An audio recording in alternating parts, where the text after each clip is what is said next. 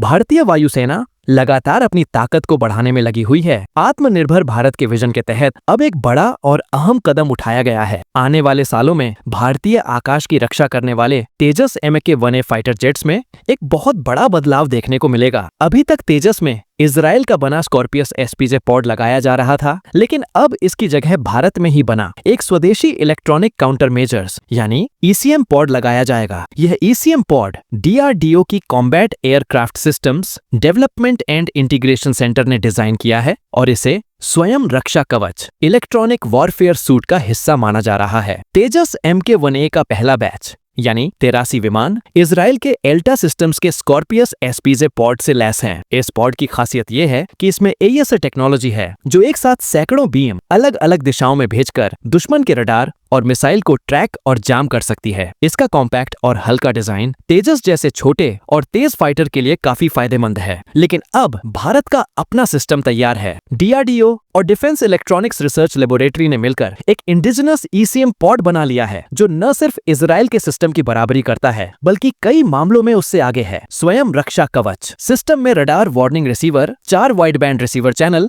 और advanced self protection jammer शामिल है। इसमें एक्टिव फेज्ड एरे टेक्नोलॉजी और ultra wide band digital radio frequency memory का इस्तेमाल किया गया है। यह सिस्टम 360 डिग्री कवर करता है और 1 सेकंड में 10 लाख से भी ज्यादा पल्सेस प्रोसेस कर सकता है। इसका मतलब ये है कि तेजस MK-1A अब न सिर्फ पुराने रडार गाइडेड खतरों को बल्कि आधुनिक AESA रडार और एडवांस मिसाइल सीकर्स को भी धोखा दे पाएगा। और सबसे खास बात, SPJ पॉड में अब स्वदेशी कूलिंग सिस्टम भी है। पहले इसे इंपोर्ट करना पड़ता था, लेकिन अब यह भी भारत में ही बन रहा है। आपको बता दें कि 2023 में डिफेंस एक्विजिशन काउंसिल ने इस स्वदेशी ECM पॉड को मंजूरी दी थी। शुरू में HAL और वायुसेना को इजराइल का स्कॉर्पियस SPJ चुनना पड़ा था क्योंकि DRDO का सिस्टम तब तक पूरी तरह सर्टिफाई नहीं हुआ था और तुरंत ऑपरेशनल जरूरतें पूरी करनी थीं। लेकिन अब सर्टिफिकेशन से जुड़ी सभी समस्याएं हल कर दी हैं। यही वजह है कि आने वाले 97 तेजस MK-1A विमानों में यह इंडिजिनस ECM पॉड लगाया जाएगा। इन विमानों की डिलीवरी 2028 के बाद शुरू होने की उम्मीद है। इस बदलाव से तेजस MK-1A की सर्वाइवल क्षमता और बढ़ जाएगी। Digital radio frequency memory based jamming और डिसेप्शन तकनीक